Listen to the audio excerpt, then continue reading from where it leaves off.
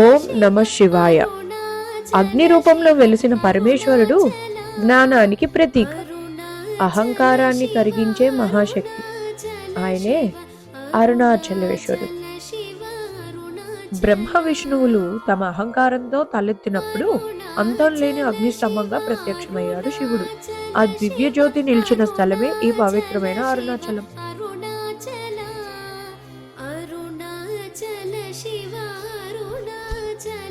అగ్ని రూపంలో వెలిసిన పరమేశ్వరుడు ఒకవైపు, ఆ అగ్నిని శాంతంగా ఆలింగనం చేసుకున్న ఆదిశక్తి మరోవైపు. అదే అరుణాచలం, అదే ఉన్నామలై అమ్మవారి మహిమ. అదేనండి మన అపిత కుచుమాంబిక అమ్మవారి మీద ఉన్న నమ్మకం. అరుణాచలం అంటే కేవలం ఒక పర్వతం కాదు, అది శివుడి స్వరూపం. లింగ రూపంలో కాదు, అగ్నిజ్యోతిగా కాదు, ఈ పర్వతమే శివుడిగా నిలిచిన అత్యంత అరుదైన దివ్యక్షేత్రం మన అరుణాచలం. ఈయనేనండి అగ్నిలింగం లాగా మనకి దర్శనం ఇస్తున్న అరుణాచలేశ్వర స్వామి. శివుడు నిశ్చలంగా మౌనంగా భక్తుల హృదయాలను మారుస్తాడు. కానీ ఆ శివుడి శక్తి లేకుండా ఈ సృష్టి నడవదు కదా. అందుకే అరుణాచలేశ్వరుడు హృదయంలో నివసిస్తున్న ఉన్నామలై అమ్మవారు. అమ్మవారి పేరు ఉన్నామలై అంటే ఎప్పుడూ మన అని అర్థం.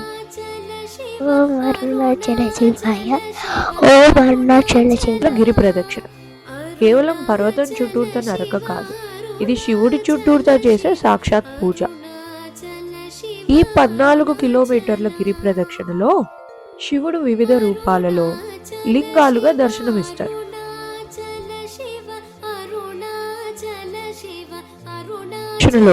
మొదటగా వచ్చేది ఇంద్రలింగం. దేవతలకు రాజైన ఇంద్రుడు తన అహంకారాన్ని విడిచిపెట్టి శివుడు కరుణ కోసం ఇక్కడ తపస్సు చేసిన స్థలం ఇది. ఇంద్రలింగం తూర్పు దిక్కుకు అధిపతి, అష్టదిక్పాలకుల్లో మొదటిది. దక్షిణలో నెక్స్ట్ మనం దర్శనం చేసుకునే లింగం అగ్నిలింగం. ఈ లింగం దక్షిణ తూర్పు దిక్కుకు అధిపతి, అంటే సౌత్ ఈస్ట్ డైరెక్షన్ కి అధిపతి అన్నమాట.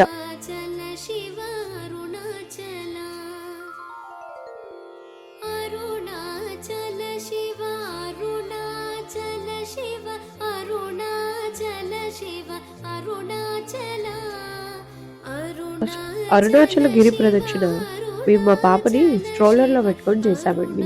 అది స్ట్రోలర్ తీసుకెళ్ళడం వల్ల అనుకున్న దానికన్నా చాలా ఈజీగా, చాలా ప్రశాంతంగా మాకు గిరి ప్రదక్షిణ అనేది పూర్తయింది. మనకి రోడ్స్ అవి కొంచెం ఫ్రీగానే ఉన్నాయి to take the stroller and all. మధ్య మధ్యలో రెస్ట్ తీసుకోవడానికి కూడా ప్లేసెస్ ఉన్నాయి. సో పిల్లలతో గిరి ప్రదక్షిణ ఇట్ ఇస్ ఈజీ. అండ్ మీకు స్ట్రోలర్స్ మేమైతే మేము క్యారీ చేసాము, కానీ ఆ ప్లేస్ లో మీకు స్ట్రోలర్స్ కూడా రెంట్కి అవైలబుల్ ఉన్నాయి.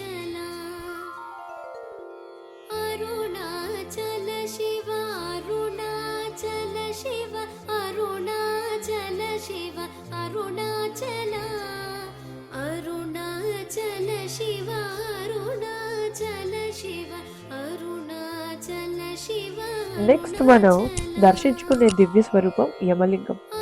ధర్మానికి అధిపతి అయిన యముడు శివుడి అనుగ్రహం కోసం ఈ స్థలంలో ఘోర తపస్సు చేశాడని ఇక్కడ పురాణాలు చెప్తున్నాయి. యమలింగం దక్షిణ దిక్కుకు అధిపతి, అంటే సౌత్ కి అధిపతి అన్నమాట. జీవిత సత్యాన్ని గుర్తు చేస్తుంది.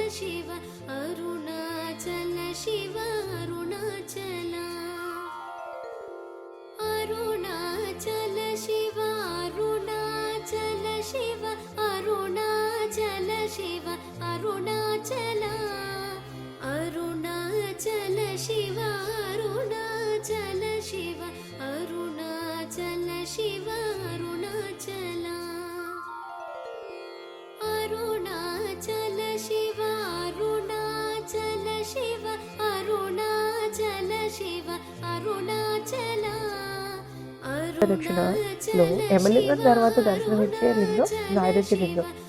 నైరుతి దేవత కష్టాలకు అనిశ్చితకు అధిపతి అయిన శివుడు కరుణ కోసం ఇక్కడ ఘోర తపస్సు చేశారని ఇక్కడ పురాణాలు చెప్తున్నాయి. నైరుతి లింగం దక్షిణ పడమర దిక్కుకు అధిపతి, అంటే సౌత్ వెస్ట్ కి అధిపతి అన్నమాట.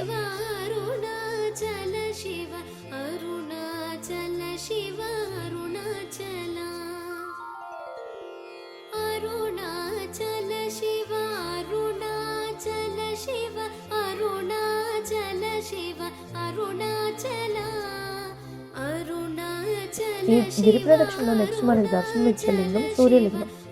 సూర్యలింగం ప్రకాశానికి ప్రతీకగా దర్శనమిస్తుంది. అంటే మన జీవితంలో చీకటిని తొలగించి వెలుగును నింపే శక్తికి చిహ్నం అని అర్థం.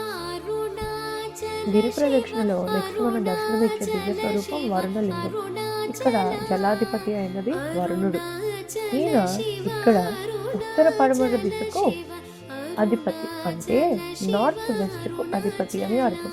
ప్రదక్షిణలో నెక్స్ట్ మనం దర్శనం చేసుకునే లింగం వాయులింగం. ఇక్కడ దిక్పాలకుడు వాయుదేవుడు. ఈయన పడమర దిక్కుకు దిక్పాలకుడు, అంటే ఈయన వెస్ట్ సైడ్ కి దిక్పాలకుడు అన్నమాట. ప్రదక్షిణలో మనకి నెక్స్ట్ దర్శనం ఇచ్చే లింగం కుబేరలింగం. కుబేరుడు ధనానికి అధిపతి, అలాగే ఇక్కడ ఉత్తర దిక్కుకి అధిపతి కూడా.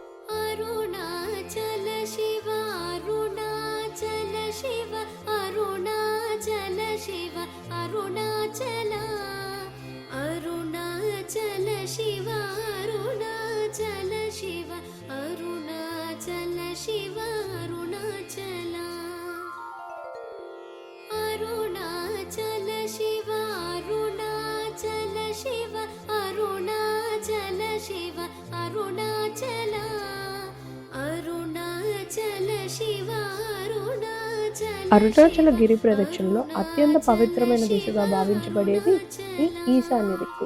ఈ ఈశాన్య దిక్కును దర్శనమిచ్చే దివ్య స్వరూపమే ఈశాన్య లింగం. ఈ ఈశాన్యం అంటే ఉత్తర తూర్పు దిక్కు.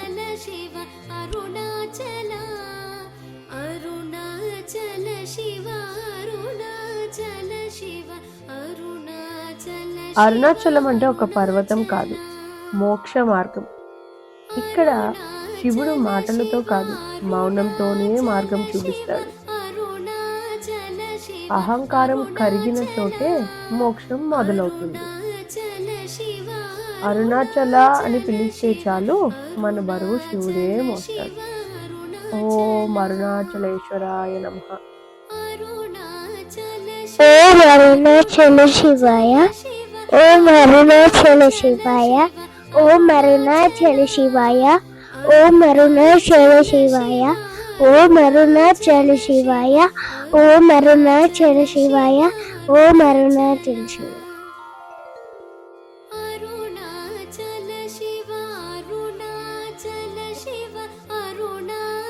ఆంగికం భువనం యస్య వాచికం సర్వమామయం ఆహార్యం చంద్రతారాదికం తం వందా సాత్వికం శివం.